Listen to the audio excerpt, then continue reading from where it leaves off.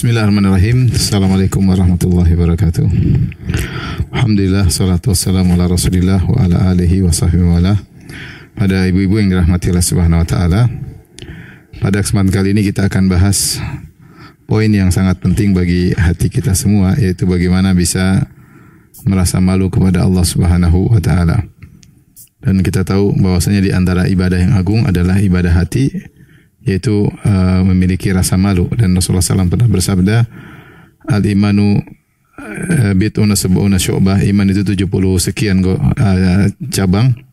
Alaha kalimatul la ilaha illallah, yang paling tinggi kalimat la ilaha illallah, wa adnaha imatatul adza anit thariq, dan yang paling rendah adalah menghilangkan gangguan dari jalan. Wal haya'u syu'batun minal iman, dan rasa malu adalah bagian daripada iman. Dan kita tahu rasa malu, ya, rasa malu secara umum kita bisa bagi menjadi dua, yaitu rasa malu kepada Allah, dan rasa malu kepada makhluk. Malu kepada makhluk. Dan dua-duanya dituntut, ya, dua-duanya dituntut. Yang sering kita bahas biasanya rasa malu kepada makhluk, ya, seperti dalam hadis, inna mimma adrakan nas min kalamin nubuwatil ula idza lam tastahi fasna ma syi'ta. Di antara warisan ilmu yang didapatkan oleh manusia dari nabi-nabi terdahulu adalah jika kau tidak punya rasa malu, lakukan apa yang kau kehendaki. Ini biasanya ditafsirkan terkait dengan rasa malu kepada makhluk, ya. Makanya kalau orang tidak punya malu, dia bikin apa saja yang dia sukai. Tapi kalau dia punya malu, maka ini sangat baik baginya, karena rasa malu itu fungsinya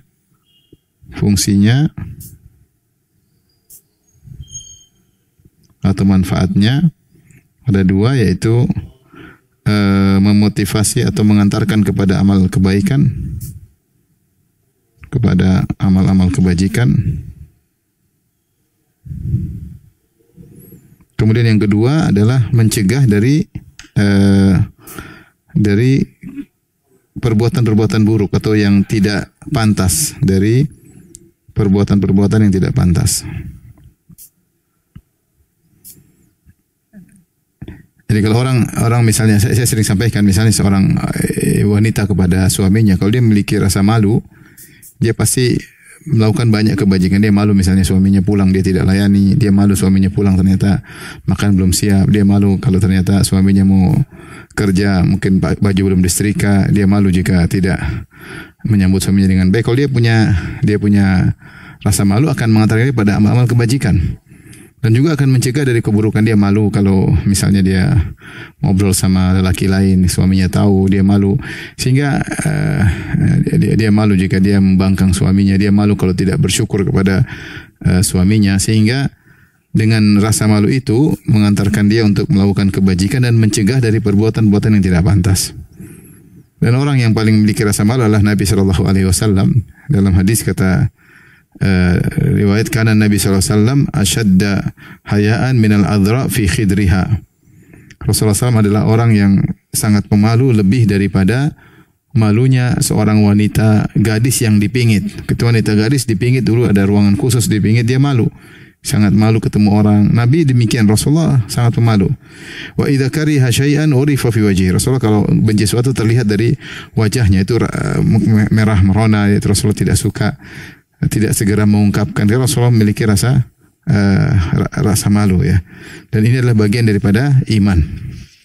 Dan secara umum malu kepada orang tua kalau tidak kita berbakti kepadanya, malu kepada tetangga sakit kita cuekin, malu pada tetangga kita bikin acara tidak kita undang, ya. Rasa malu itu luar biasa, ya.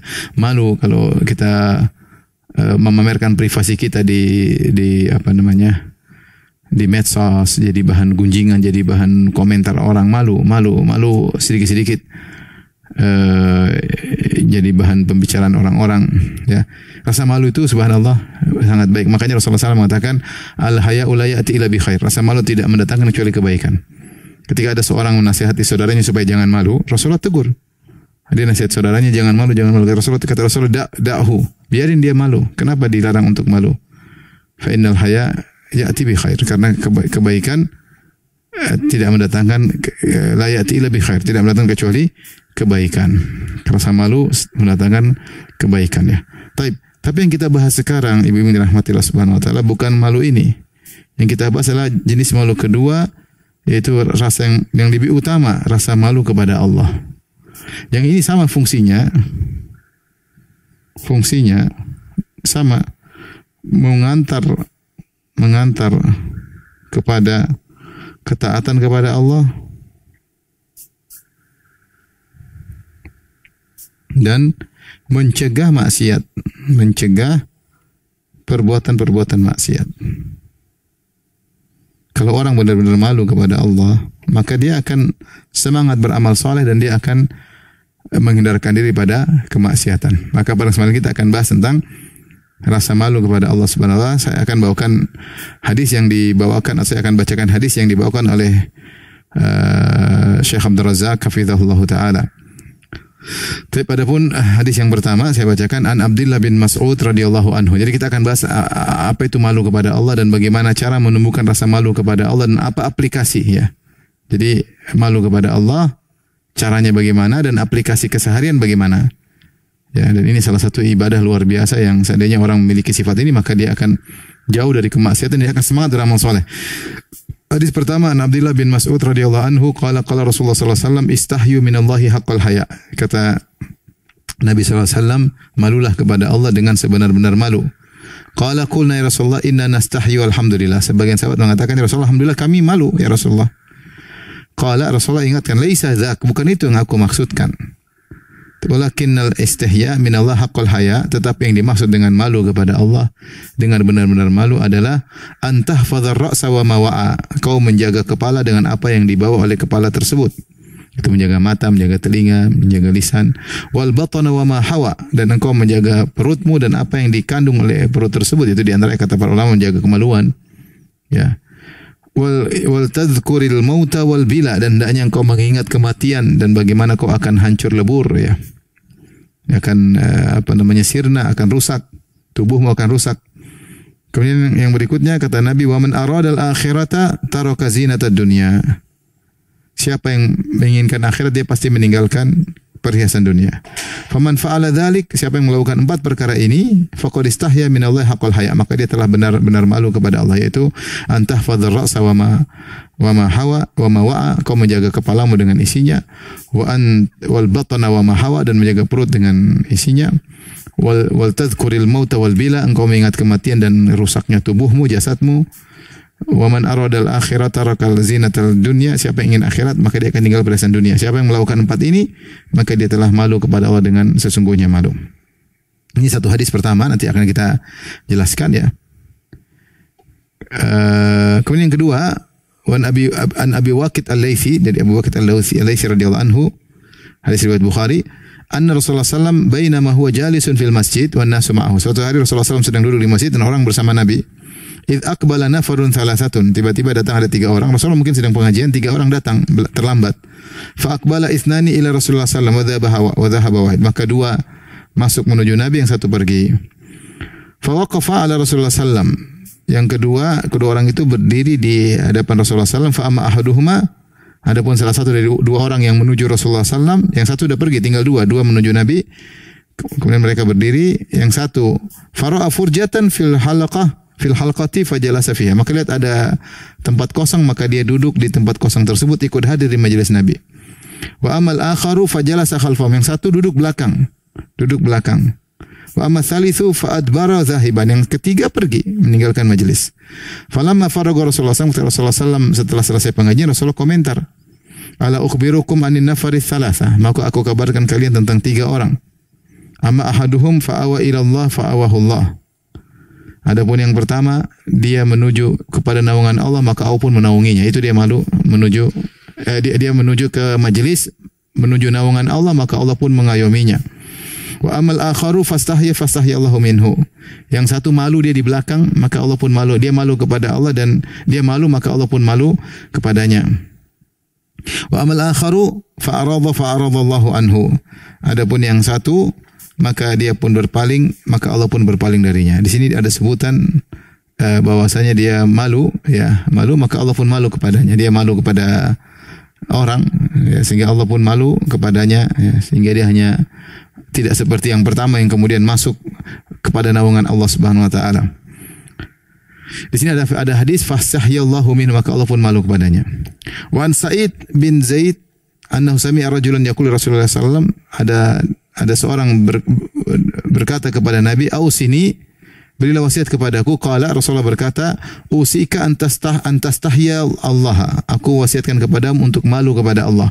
Kama tastahyi rajulan salihan min qaumika, sebagaimana kau malu kepada seorang soleh. Kalau kita di depan orang soleh kita malu mau bicara seenaknya, kita malu untuk makan seenaknya, kita malu untuk duduk sembarang di depan dia. Kata Nabi, maka malulah kepada Allah sebagaimana kau malu kepada orang soleh dari kaummu. Kemudian juga di hadis berikutnya dari Bahaz bin Hakim, dia berkata, hadatsani abi an jaddi qala qultu ya Rasulullah auratuna ma na'ti minha wa ma nadhar. Yaitu dia bertanya kepada Nabi, Rasulullah, aurat kami mana yang kami tutup, mana kami yang buka. Ya. Kata Rasulullah, ihfaz aurataka illa min zaujatika aw ma malakat yaminuk. Jagalah auratmu, jangan kau buka kecuali kepada istrimu dan kepada budakmu, yaitu dan budak ya halal untuk digauli. Faqala rajul yakunu ma'ar rajul, rajul ma'ar rajul, ya. Kalau seorang laki bersama lelaki yang lain, qala in istata'ta alla yaraha ahadun faf'al.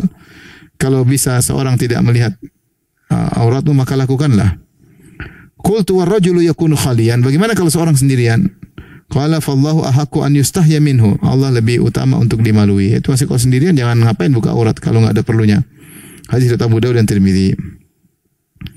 Maka di sini dalil-dalil banyak menunjukkan seorang berusaha untuk malu kepada Allah Subhanahu wa taala, dan Allah Subhanahu wa taala mengetahui apa yang dilakukan oleh semua hamba. Kata Allah, alam ya'lam bi anna Allah yara. Bukankah tidakkah dia tahu bahwasanya Allah melihat apa yang dia lakukan? Ya, Allah juga berfirman, innallaha kana 'alaikum raqiba, sungguhnya Allah Maha mengawasi kalian. Allah juga berfirman, Allahu bima ta'maluna basir, dan Allah Maha melihat apa yang kalian lakukan. Tapi setelah itu Syekh Abdul Razak setelah membawakan hadis-hadis tentang malu, di sini ada nama Allah Al-Hayy, ya. Di antara nama Allah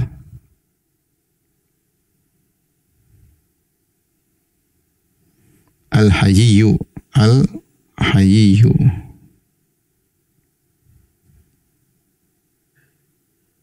Al-Hayyu, yaitu maha malu, maha pemalu.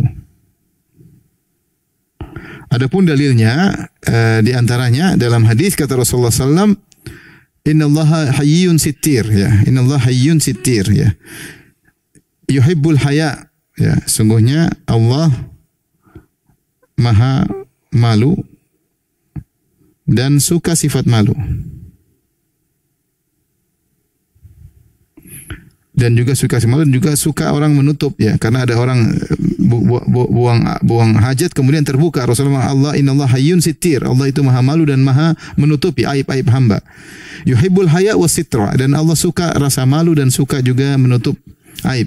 Fa idza sala ahadukum falyastatir, kalau salah seorang dari kalian mandi maka tutuplah auratnya, jangan sampai, maksudnya bersembunyi, jangan sampai terlihat orang lain, ya, karena Allah malu dan Allah suka sifat malu. Ini hadis yang pertama. Hadis yang kedua, hadis Salman Al-Farisi, di mana Rasulullah SAW bersabda, inna rabbaka hayyun karim yastahi min abdi idza rafa yadayhi lan yaruddahu masifran. Allah malu, ya. Allah malu dan maha baik, malu jika mengembalikan tangan orang yang berdoa dengan kosong. Berdoa dengan kosong. Itu Allah malu kalau tidak mengabulkan doa orang yang sudah mengangkat tangan, Allah kembalikan dengan kosong. Di sini, maka di sini ada sifat malu Allah Subhanahu wa taala. Tapi apa bedanya malu? Rasa malu kita paham, tetapi tentunya sifat malu Allah tidak sama dengan sifat malunya makhluk, ya. Karena Allah berfirman, laisa kamitsli syai', tidak ada sesuatu pun yang serupa dengan Allah. Wa huwa samiul basir, maha mendengar lagi maha melihat. Maka rasa malu Allah adalah rasa malu yang tidak bisa kita bayangkan, tapi di antara makna sederhana Ya, Allah rasa malu seperti yang disebut dalam hadis ini. Innallaha hayyun karimun. Allah itu maha malu dan maha dermawan. Yastahi min abdihi idza rafa yadayhi ilaihi an yuruddahuma sifran. Allah malu jika Allah mengembalikan tangan kosong. Jadi saking baiknya Allah, kalau kita boleh bahasakan, saking baiknya Allah sehingga malu jika tidak berbuat baik kepada hambanya.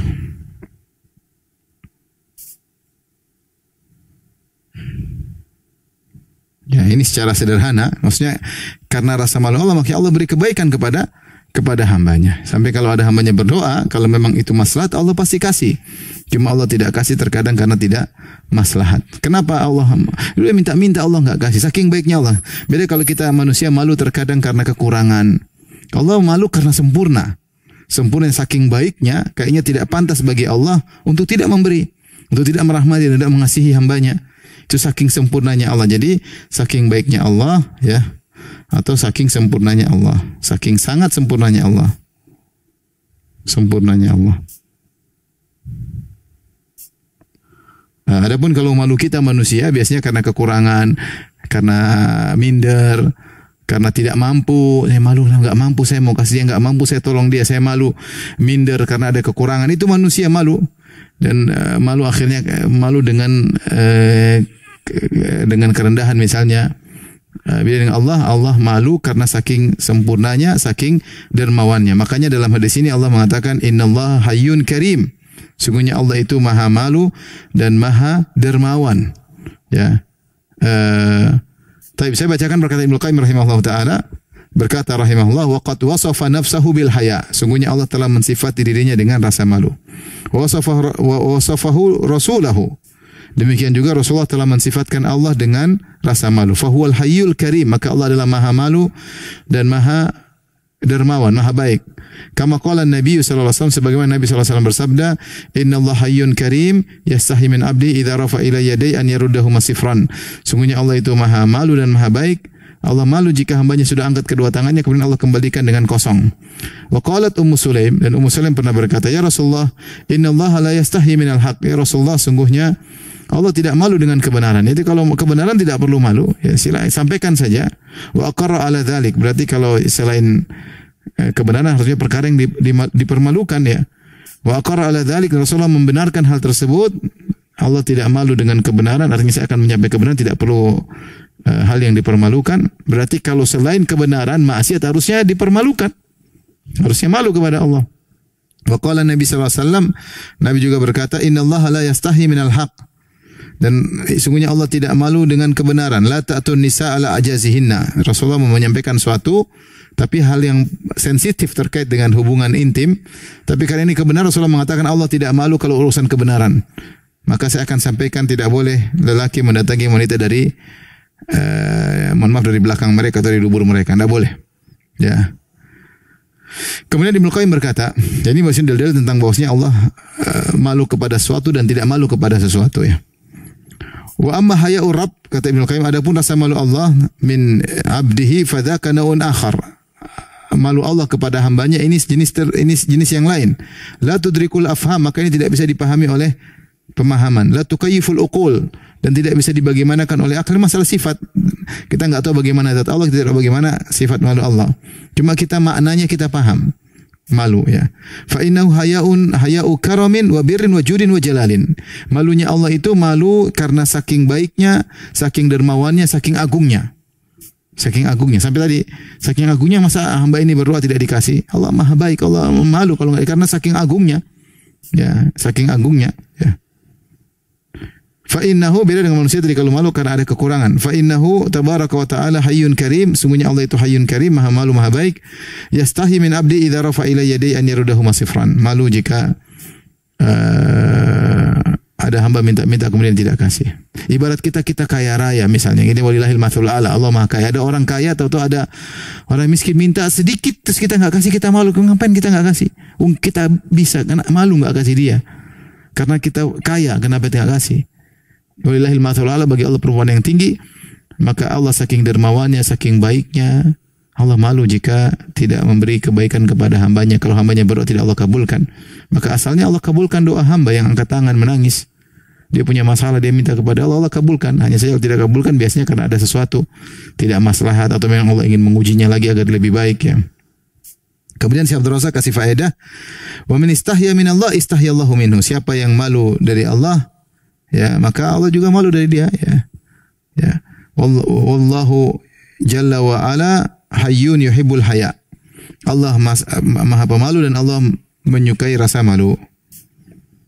Maka wajib bagi seorang hamba mukmin untuk malu kepada Allah. Untuk malu kepada Allah. Kalau dia malu kepada Allah akan malu tidak kasih kebaikan kepada dia. Al jazaa misalnya balasan sesuai dengan perbuatan. Kalau dia malu kepada Allah, ya malu maksiat, malu tidak taat, maka Allah akan malu kepada dia tidak memberikan kebaikan. Malu kalau Allah tidak berikan kebaikan kepadanya, maka Allah akan berikan banyak kebaikan. Wal wajib ala abdil mu'min an yastahya min rabbih ala qadri qurbihi minhu wa ilmihi bihi. Seorang hamba Allah yang mukmin wajib untuk malu kepada Allah sesuai dengan kadar kedekatannya kepada Allah. Ya. Dan dia tahu bagaimana Allah mengetahui dia dan dia tahu Allah menelaah dia, yaitu Allah mengawasinya. Mu'azziman li janabir Rabb, dia harus mengagungkan sisi Allah Subhanahu wa taala. Muqaddiman mahabbahu ala kullil mahab, dan dia mendahulukan apa yang Allah cintai daripada seluruh perkara. Ya, apa yang sukai dia harus dahulukan yang Allah sukai. Wa a'zamul haya wa aujabuhu ajaluhu, dan rasa malu yang paling tinggi kedudukannya, yang paling mulia adalah malu dari Allah Subhanahu wa taala, pencipta seluruh makhluk.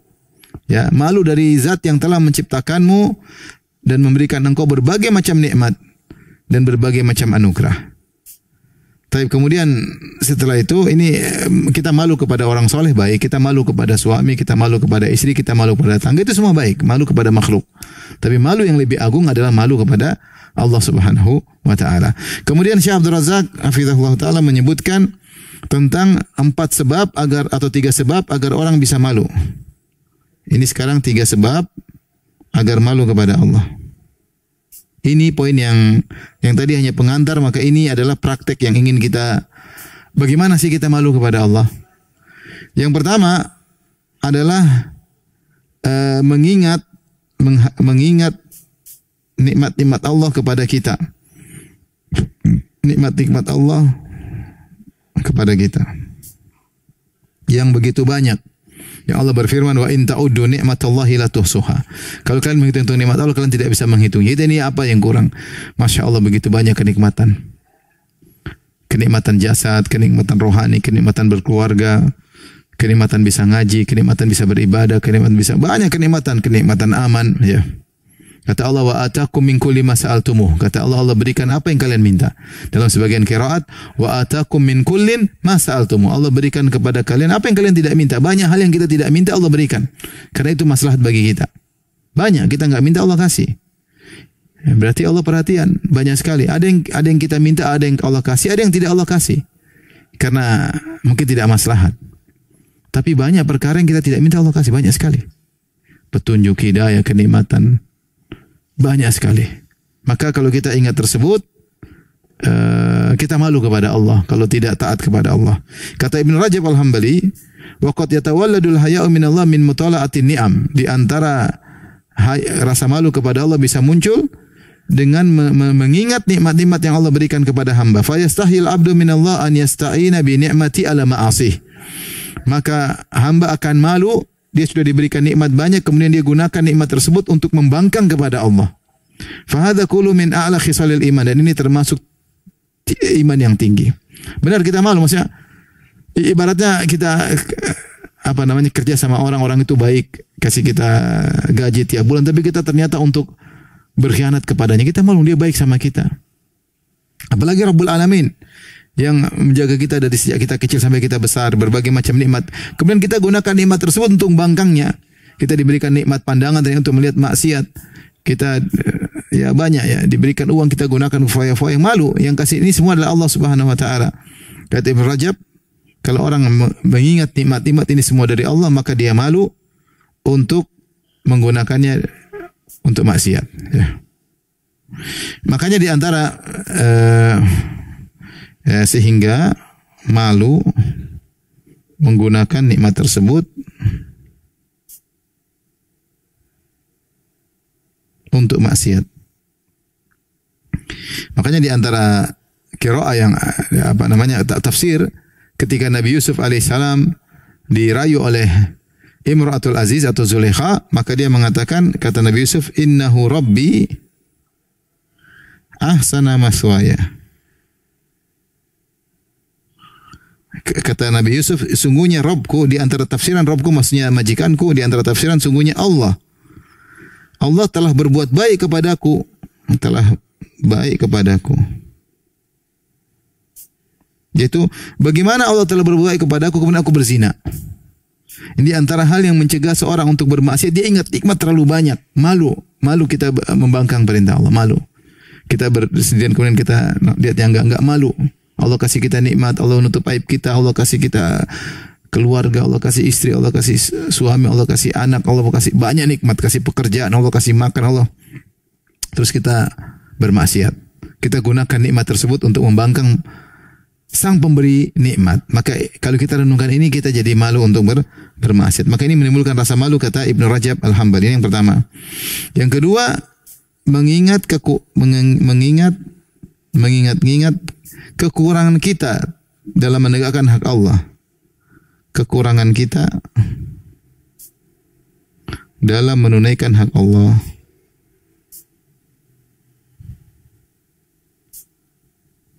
Ya. Wa qiyamika bima yajibu lahu alayka subhanahu min imtithalil ma'mur wa tarkil mahdzur, ya. Yaitu kita renungkan, kita ini kan diperintah oleh Allah untuk ibadah dan meninggalkan maksiat, dan kita tahu kita kurang dalam apa? Dalam menjalankan ketaatan.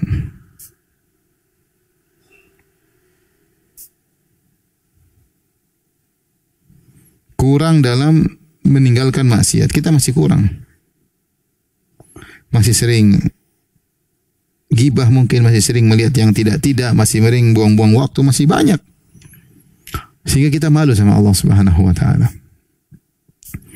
Ini makanya kalau kita habis salat kita bilang astagfirullah, astagfirullah. Kita salat kayak apa salat kita? Baca Quran enggak serius, baca Quran sambil mikir ke sana kemari, ngaji enggak serius. Ya, seperti saya ustaz mungkin dakwah enggak kurang semangat, dakwah kurang ikhlas, ya.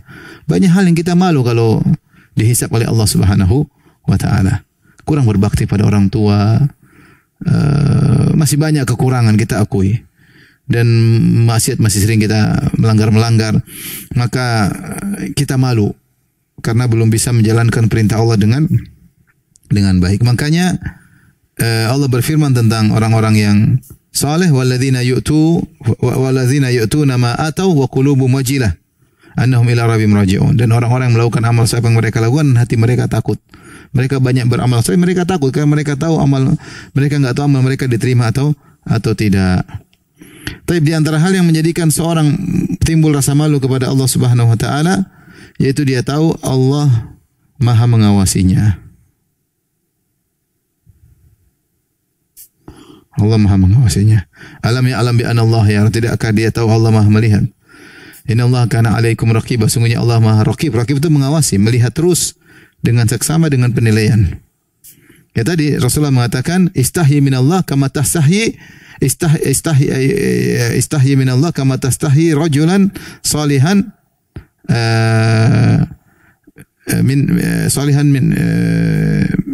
tadi kata Nabi sallallahu alaihi wasallam, antastahiyallah kama tastahya rajulan salihan min qaumika. Antastahiyallah, hendaknya kau malu kepada Allah sebagaimana kau malu terhadap orang soleh dari kaummu. Kita kalau tadi orang soleh lihat kita malu.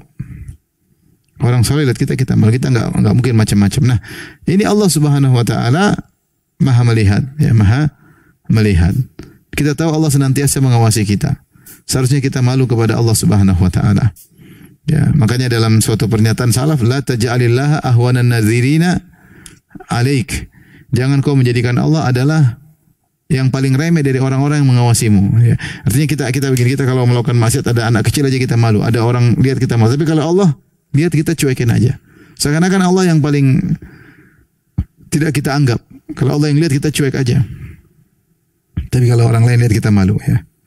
Maka seorang kalau yakin Allah sedang melihatnya, sedang menilainya, maka dia malu kepada Allah Subhanahu wa taala, ya.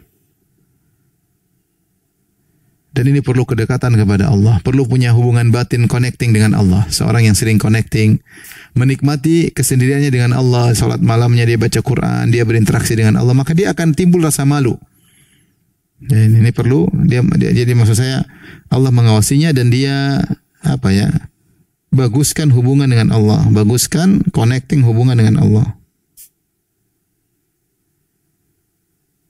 Dalam salat malamnya ketika baca Quran dia sedang membaca firman, dia menghadirkan, dia sedang seperti salat, kata Nabi SAW, inna ahadakum idza kana fi salati fa huwa yunaji rabbahu. Sungguhnya seorang ketika sedang salat dia sedang berbisik-bisik kepada Allah Subhanahu wa taala, ya. Taib Ibn Rajab berkata, ya,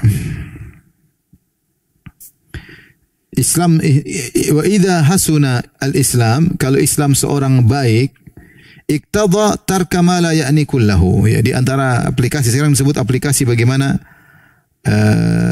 aplikasi orang yang malu kepada Allah. Orang yang malu kepada Allah dia Islamnya baik dan dia akan meninggalkan perkara yang tidak pantas dia lakukan. Minal muharramat, dia akan meninggalkan perkara yang haram. Wal mustabihat, perkara syubhat dia akan tinggal, dia malu sama Allah. Wal makruhat, dia akan meninggal perkara yang makruh. Wa fudulal mubahat, bahkan terlalu berlebih-lebihan dalam perkara yang mubah pun dia malu. Terlalu banyak jalan-jalan, terlalu banyak omong, terlalu banyak hura-hura, terlalu banyak kulineran, terlalu banyak yang begitu dia malu, ya. Dia malu. Allati la yuhtaju ilaiha. Ya, yang tidak perlu seorang muslim melakukannya. Jika sempurna Islamnya, maka dia telah mencapai derajat ihsan dan dia malu melakukan ini semua. Ya. Wa huwa an ya'budallaha ka'annahu yarahu. Dia akan beribadah kepada Allah seakan-akan Allah melihat dia. Fa illam yakun yarahu fa inna Allah yara. Seakan-akan dia melihat Allah. Dia beribadah kepada Allah seakan dia melihat Allah. Jika dia tidak mau melihat Allah, maka dia yakin Allah melihatnya. Faman abadallaha ala istihdari qurbi wa musyahadati biqalbi wa ala istihdari qurbillahi minhu wa tilai alaihi faqad hasuna Islam. Siapa yang beribadah kepada Allah dengan menghadirkan bagaimana Allah dekat dengan dia, bagaimana Allah selalu menyaksikan dan dia merasa dia dekat dengan Allah dan dia menyaksikan Allah dengan hatinya, dan dia tahu Allah dekat dengannya dan Allah selalu mengawasinya, melihat perbuatannya, maka telah bagus Islamnya. Dengan demikian dia akan meninggalkan perkara yang tidak perlu dan dia akan sibuk dengan perkara yang perlu. Fa innahu yatawalladu min hadainil maqamaini al-istihya' min Allah wa tarku kulli ma yustahya minhu. Siapa yang sibuk dengan dengan ihsan, yaitu merasa Allah Subhanahu wa taala selalu mengawasinya dan dia juga menghadirkan bahwasanya Allah dekat dengan dia bisa melihat Allah dengan hatinya, maka ini melazimkan dia malu untuk melakukan yang tidak perlu. Jadi antara tadi harus ada kedekatan dengan Allah, yaitu merasa Allah mengawasi atau menghadirkan dia sedang melihat keagungan Allah, maka dia malu, buang-buang waktu, dia malu. Ini bukan urusan dia malu. Dia harus beribadah kepada Allah. Ngapain habiskan waktu untuk seperti ini? Ini antara salah satu aplikasi malu kepada Allah Subhanahu wa taala. Maka kata Syekh, fa hadhihi thalathatu muharrikatun lil qulub. Inilah tiga perkara yang bisa menggerakkan hati. Mata makana al-qalbu mu'azziman li rabbih muhibban lahu subhanahu aliman bi tilawa ru'yati wa annahu la takhfa alaihi khafiyah taharrakal qalbu hayaan min Allah. Kapan hati itu mengagungkan Allah, cinta kepada Allah Subhanahu wa taala, tahu bahwasanya Allah senang melihatnya, menelaahnya, mengawasinya, dan tidak ada satu pun yang tersembunyi bagi Allah, maka hatinya akan malu kepada Allah Subhanahu wa taala. Kemudian kalau sudah malu kepada Allah, akan muncul kebaikan dan meninggalkan segala kemaksiatan dan akan muncul akhlak yang mulia. Taib.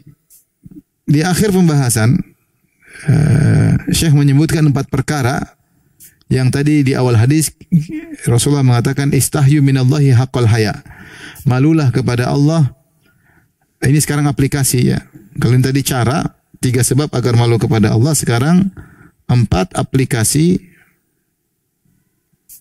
agar benar-benar malu kepada Allah.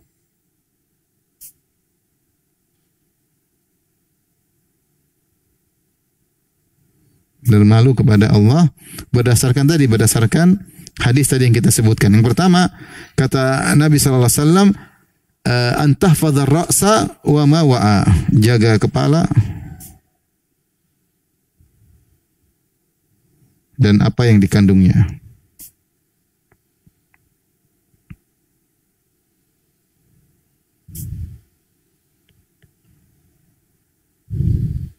Maka di sini yang dikandung oleh kepala banyak ya. Di antaranya adalah penglihatan mata, telinga, apalagi lisan. Ya, ini perkara yang urgent ya. Mata jangan melihat yang haram, telinga jangan mendengar yang ghibah dan namimah, musik-musikan, lisan agar dijaga tidak mengucapkan kata-kata yang haram ya. Ya. Ini yang pertama. Kemudian yang kedua kata Nabi SAW, jaga perut dan apa yang dikandungnya. Dan yang dikandungnya.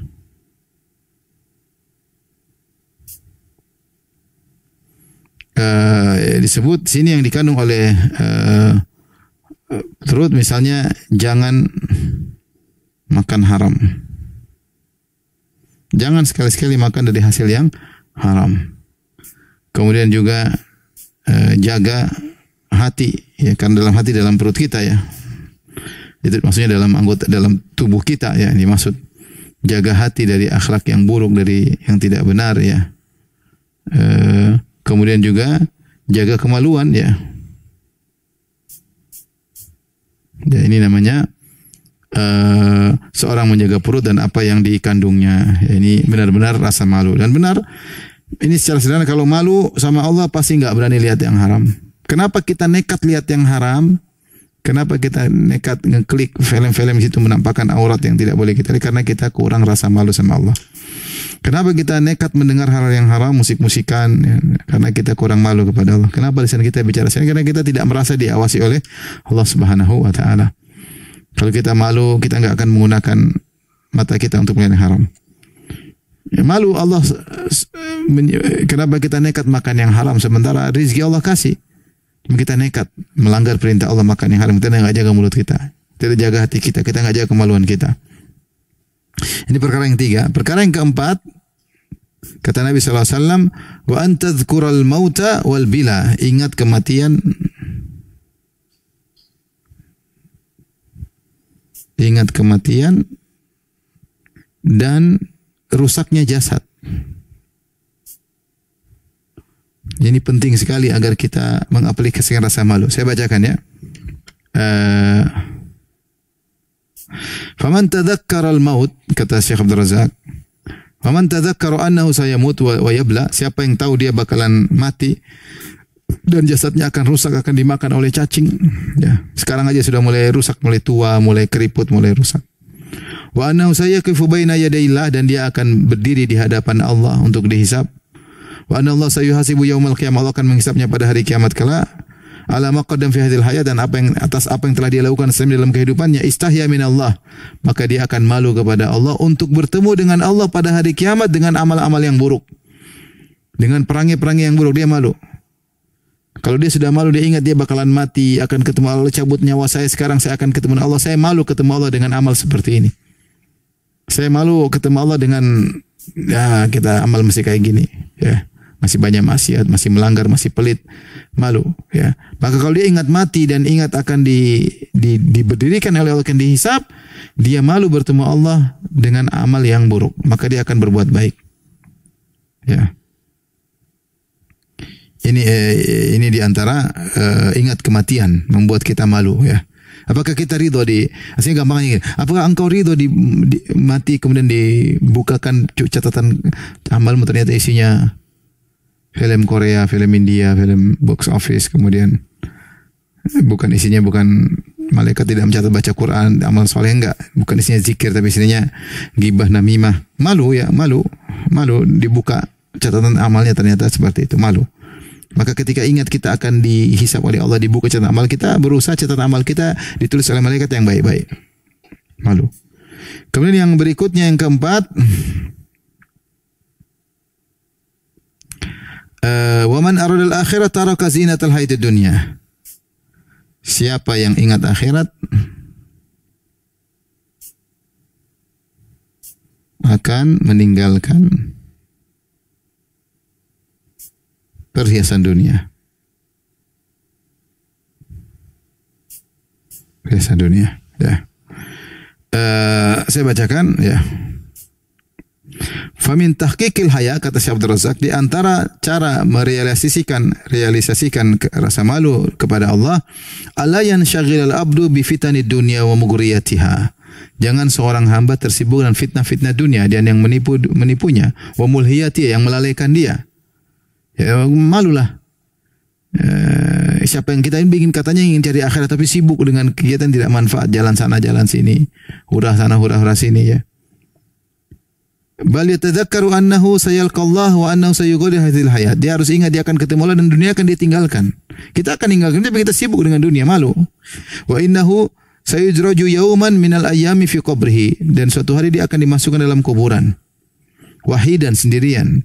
Laisa mau ila amal saleh. Dunia tidak akan dia bawa dalam kuburan. Yang menemani dia cuma amal solehnya. Wal tadhkuril mauta wal bila.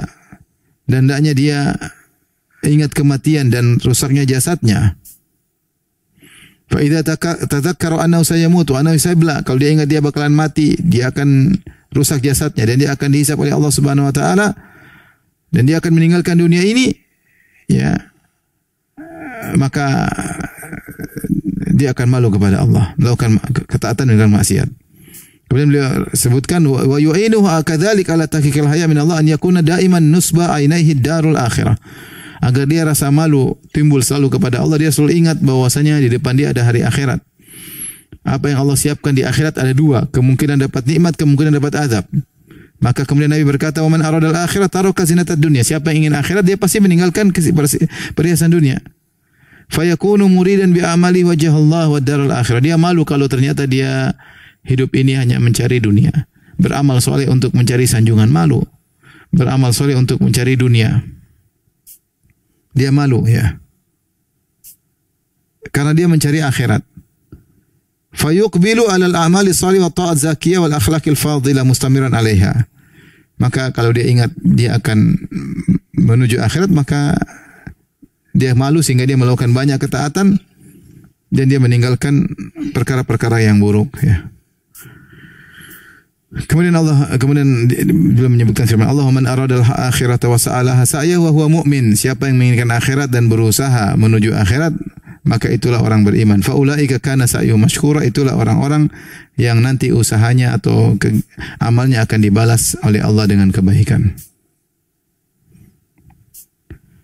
Jadi malu kalau cari dunia, malu. Dunia akan kita tinggalkan, kita bertemu Allah. Ya, kalau kita ingin akhirat harusnya kita malu, jangan sampai kita riya, malu amal soleh karena riya, malu cari amal soleh untuk dipuji saja, untuk disanjung, untuk dapat like, malu. Kita beramal soleh karena Allah. Jadi malu kita tenggelam dalam dunia, malu, ya.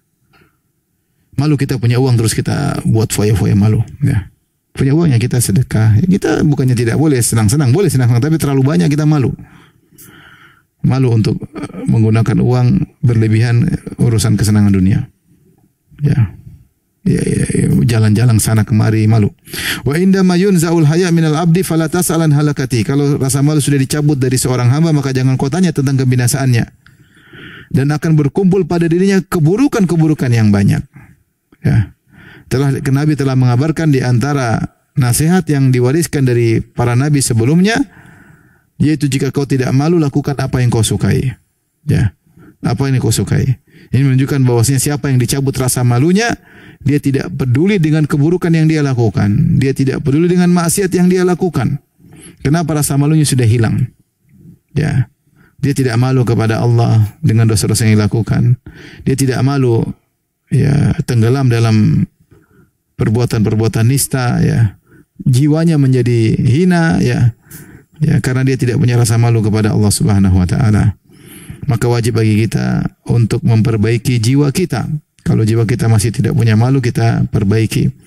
Di antaranya tadi, ingat kematian, ingat akan ada hisab, ya, sehingga kita malu kepada Allah. Ingat bahwasanya Allah melihat kita, Allah selalu mengawasi kita. Ingat nikmat-nikmat yang Allah berikan kepada kita. Maka dengan demikian insyaallah kita memiliki rasa malu kepada Allah Subhanahu wa taala. Wallahu ta'ala alam bisawab. Ini mungkin bisa sampaikan terkait dengan bab ini ya. Dan ini sangat kita perlukan karena terus terang tidaklah kita berani iseng-iseng lihat yang tidak benar, tidak buang-buang waktu yang tidak ada manfaatnya, kecuali karena rasa malu kita kepada Allah kurang.